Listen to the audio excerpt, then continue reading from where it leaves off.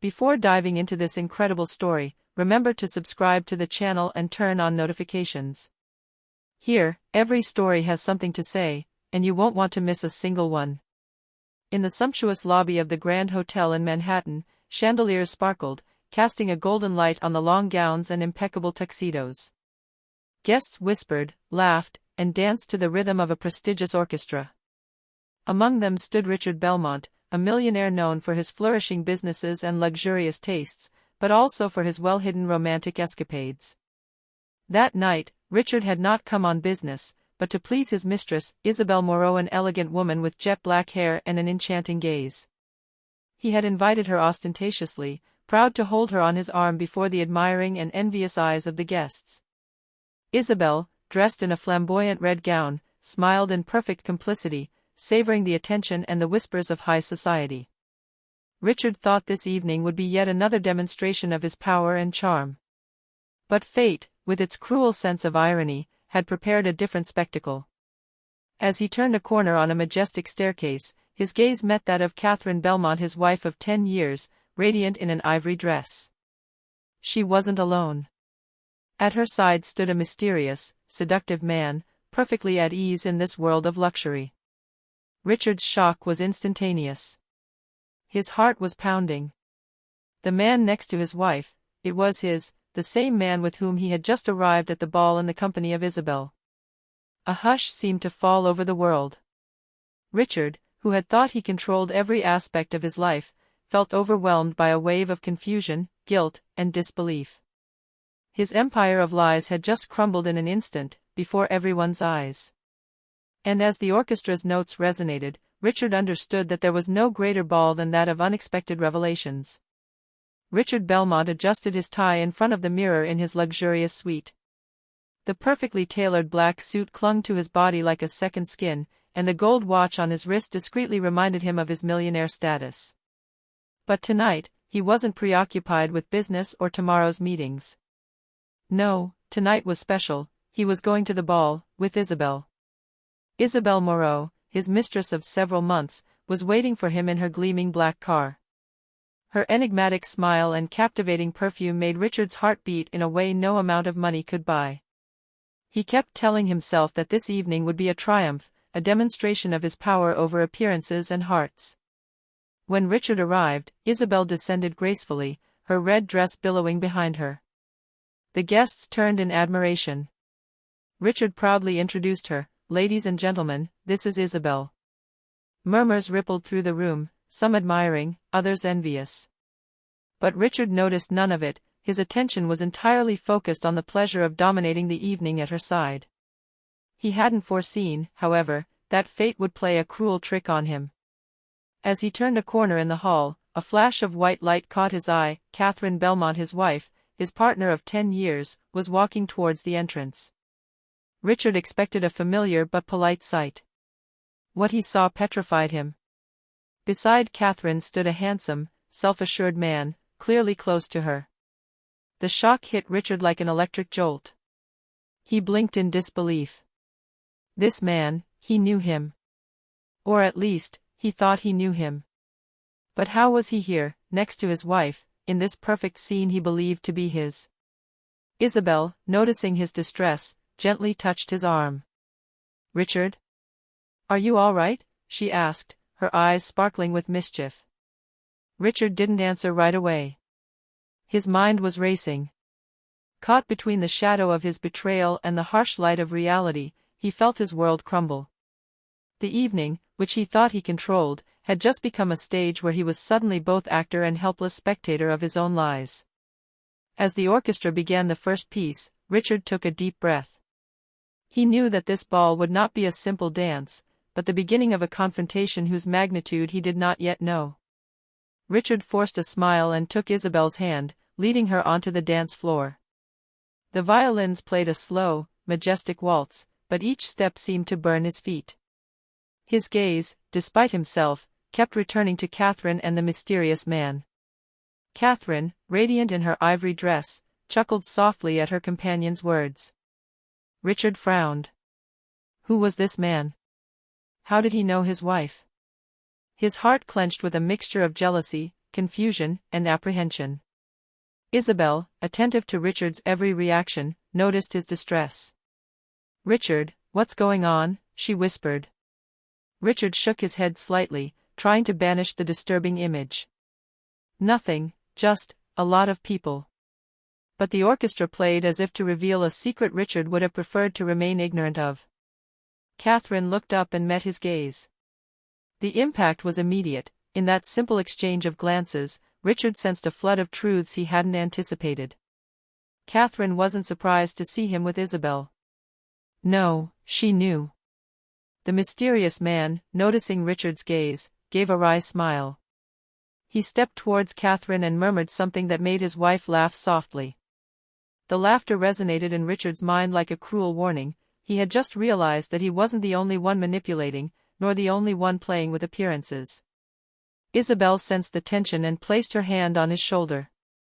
"You seem distracted," she said, worried. Richard, not wanting to lose face, replied with a forced smile, I'm just enjoying the evening." But in reality, her mind was racing. Who was this man? Was he simply a guest, a friend of her wife? Or worse, someone who knew her secrets? The weight of guilt and betrayal mingled with anguish. As the waltz drew to a close, Richard sensed that this evening would not just be a ball, but an emotional battleground where masks would fall, and where he would have to choose between his lies and the truth. After the waltz, Richard left Isabel to get a drink, but his steps involuntarily led him back to Catherine and the mysterious man. His heart was pounding. Every word they exchanged seemed to trace invisible lines in which he was trapped. Catherine looked up and saw him. Her smile slowly faded, replaced by a calm, almost icy expression. Richard felt a shiver run down his spine. He stepped forward, trying to maintain his usual composure. "Catherine, what a surprise." She replied in a soft but sharp voice, "Truly surprising, Richard. I didn't expect to see you with Isabel here." Richard hesitated. He wanted to invent a lie, to change the subject, but every word he uttered seemed to fall flat. "Well, we're just enjoying the evening," he stammered. Catherine inclined her head slightly and her gaze met that of the man beside her. "You see, Richard, some truths are hard to hide." Richard felt his world crumble. He had thought he was manipulating, controlling the situation, but he hadn't counted on Catherine knowing about his affair. And this man seemed to be a key piece in this puzzle he hadn't yet figured out. Isabel, noticing the exchange, shivered slightly. "Richard, who is this man?" she asked in a low voice, but Richard did not have the courage to answer. Catherine took a step closer to him, and her icy smile widened. "You really thought I'd never know? That I'd remain blind to your escapades?" Richard's blood ran cold. He understood that there was no escape. The evening, which was supposed to be a triumph for his ego, had just turned into a theater of revelations where he was nothing more than a powerless spectator. He made an effort to keep his voice firm. "Catherine, it's not what you think." She shook her head slowly, almost compassionately. "Richard, I absolutely believe what I see. And believe me, I'm not someone who can be fooled with impunity." A heavy silence fell over them, broken only by the music in the background. Richard understood that he had just crossed the threshold of an inevitable confrontation. The battle for control, love, and pride had begun. Richard was frozen, unable to tear his gaze away from Catherine and the man beside her. Each passing second seemed to stretch reality until it became unbearable. He felt his breath come in short gasps, his heart pounding wildly. Then Catherine broke the silence. "Richard, I suppose you're wondering who my companion is tonight," she said with an enigmatic smile. Richard, still in shock, stammered, Yes, it's..." Catherine interrupted him with a gentle but firm gesture. "Allow me to introduce you to someone you would have preferred never to meet." The man leaned forward slightly and extended his hand. "Richard Belmont, pleased to meet you. I am Julian Hart, a longtime associate in certain affairs that you tried to hide." The name thundered through Richard's mind. Julian Hart, the influential partner he had betrayed to protect his financial secrets and personal affairs. And now, Julian was here, beside Catherine, fully aware of everything. Isabel felt a shiver run through her and whispered, "Richard, who is he?" Richard didn't answer. His lips were sealed with fear and disbelief. He had thought he could control the situation with his mistress, her lies, and her arrogance, but Julian wasn't just a witness. He was a silent judge, ready to expose all the hidden truths. Catherine, still smiling but firm, added, "Richard, you played a lot of games, and you thought no one saw your maneuvers. But some truths cannot remain buried for long, and some alliances can change the course of a life in a single evening." Richard felt his ego crumble. He had believed that this ball would be a triumph for his desire and control, but he had just found himself trapped in a web of revelations that threatened to destroy everything: his marriage, his reputation, and even his power over Isabel. Julian, looking Richard straight in the eyes, said calmly, "We're going to have to talk, and you'll understand that some manipulations come at a very high price." For the first time, Richard understood that he was no longer in control. The game had barely begun, and the ball, which had seemed like a simple celebration, had become the arena of a confrontation where his secrets and choices would be judged. Richard felt a light but firm hand on his arm. Isabel was looking at him, her eyes shining with worry and incomprehension. "Richard, what's happening?" she asked in a trembling voice. He hesitated, unable to formulate a credible excuse. His mind searched for a way out, but each lie seemed weaker than the last. Catherine, observing the scene, gave a cold smile. "Isabel," Catherine began in a soft but icy voice, "I think it's time you knew the truth about Richard." Isabel frowned. "The truth?" she repeated, incredulous. "Richard, you told me." Her voice broke slightly with shock. Richard opened his mouth to speak, but no sound came out. Julian Hart, still near Catherine, added calmly, "Richard has many secrets, some of which directly concern you." Isabel took a step back, her gaze fixed on Richard. The betrayal she read in his eyes pierced her heart. How could you?" she murmured, her voice both hurt and angry. Richard tried to justify his actions. "Isabel, it's not what you think." But Isabel shook her head in disgust. "No, Richard. What I believe is that you used me like a toy, as if my feelings didn't matter. And now—" She glanced at Catherine, then at Julian, "You've been found out. Everything's been found out." Julian calmly placed a hand on Catherine's shoulder. "Some truths, Isabel, cannot remain hidden forever. And some lies backfire on those who believe they are masters." Richard felt the ground give way beneath his feet. His empire of lies, which he believed indestructible, was beginning to crumble under the accusing gazes of those he had deceived. Isabel, distraught, stepped back further, pulling away from him. The murmur of the guests, the notes of the orchestra, and the distant laughter now seemed stifling. Richard understood that this evening, which was supposed to be a triumph of seduction and power, had become the scene of his defeat. He knew he had to act, but faced with Catherine, Julian, and Isabel, he no longer knew what role to play. The ball, conceived as a stage for conquest, had transformed into a battlefield where he was now vulnerable and exposed. Richard remained frozen for a few moments, unable to react. Isabel's eyes reflected pain and anger, Catherine's cold determination, and Julian. Julian seemed to anticipate his every move. For the first time, Richard felt utterly helpless.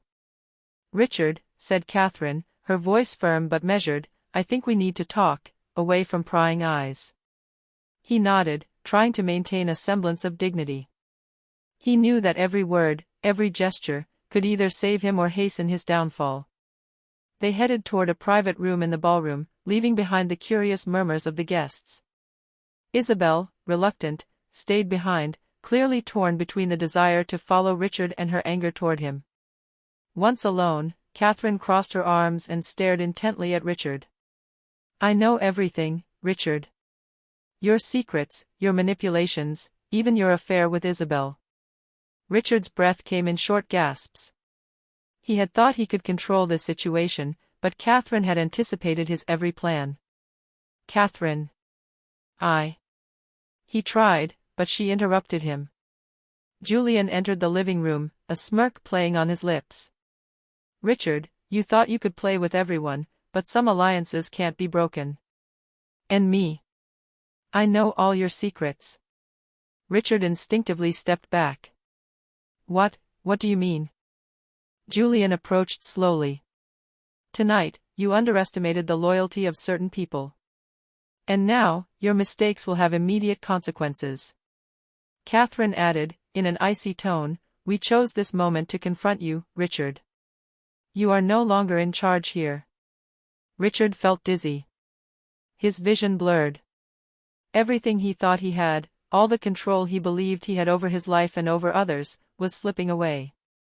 Isabel, alone in the hall, now watched with a mixture of fear and disappointment. Richard knew he had to act, but before he could say a word, Julian placed his hand on his shoulder and whispered, it's time to pay for your lies, and you're going to understand what it means to lose everything you thought you owned. The evening, which should have been a personal triumph, had just become the beginning of a downward spiral from which he might never see the end. The trap was closing, and Richard finally realized that some truths, once revealed, leave no escape. Richard, still trembling, tried to regain his composure.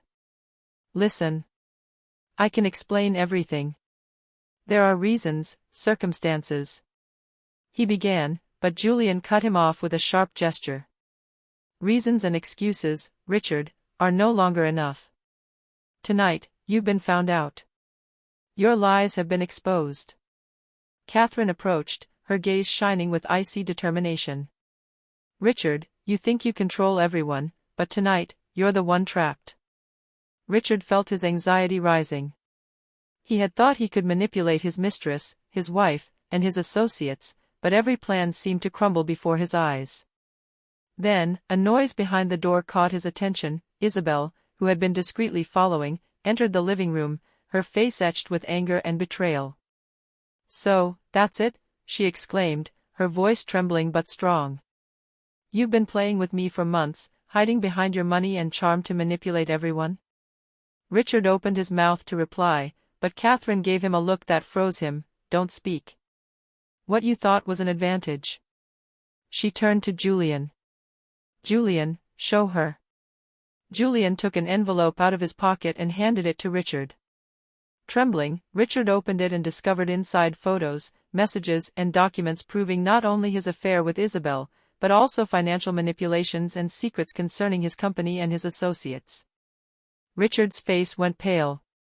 Every piece of evidence was irrefutable. His empire of lies had just crumbled before his eyes. Isabel stepped back, tears welling in her eyes, while Catherine remained icy calm, almost triumphant. Julian placed a hand on Richard's shoulder and said in a grave voice, Richard, what you have done will not go unpunished. This ball, which you thought was a triumph, is now the beginning of your downfall.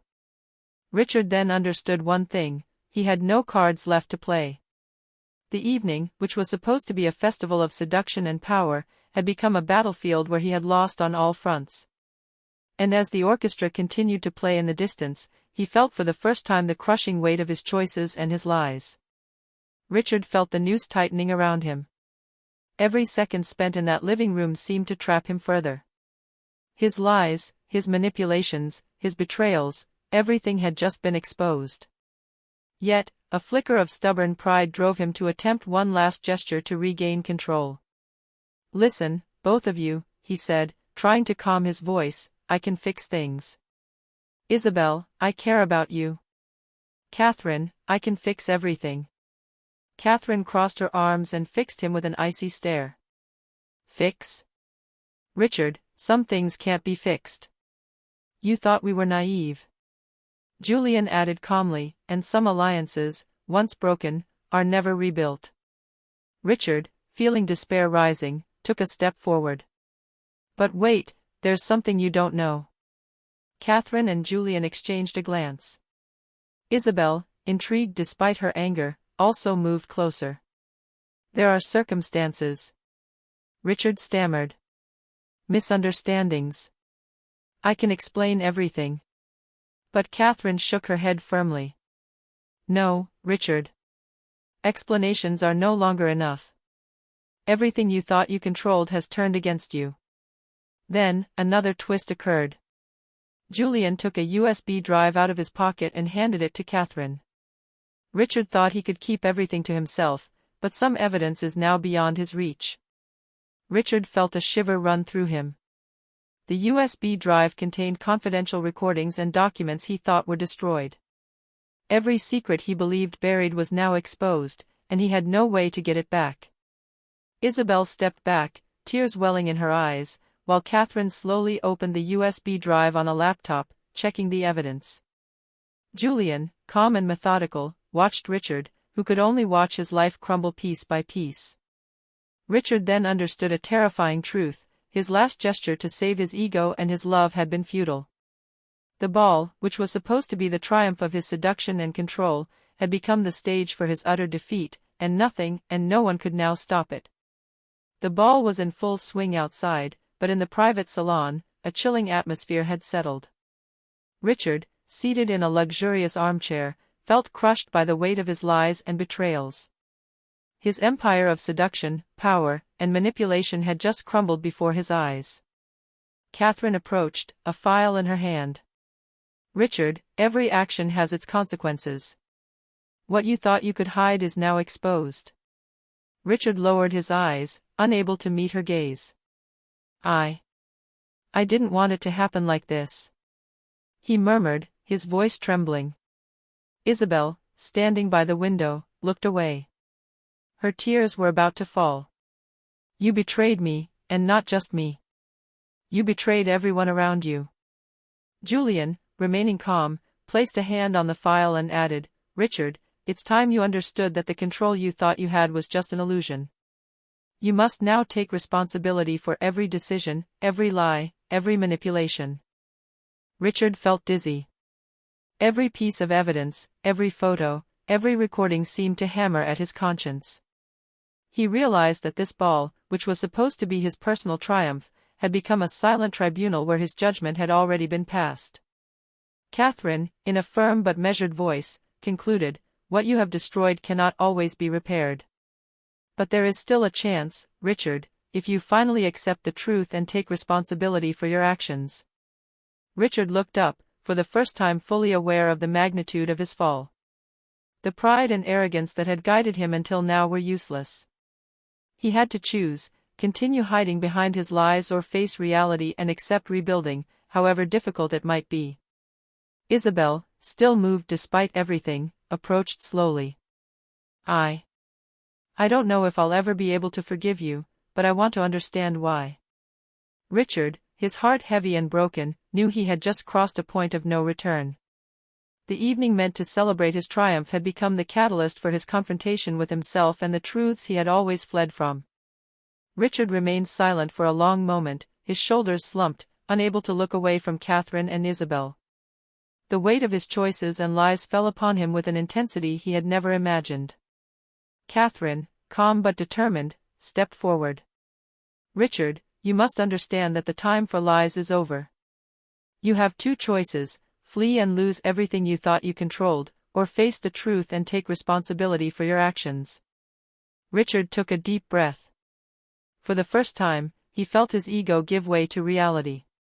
I choose to take responsibility, he said, his voice trembling but sincere. I can't erase what I've done, but I want to try to make amends, if you'll give me that chance. Isabel, still hurt, approached slowly. Richard, you've broken my trust.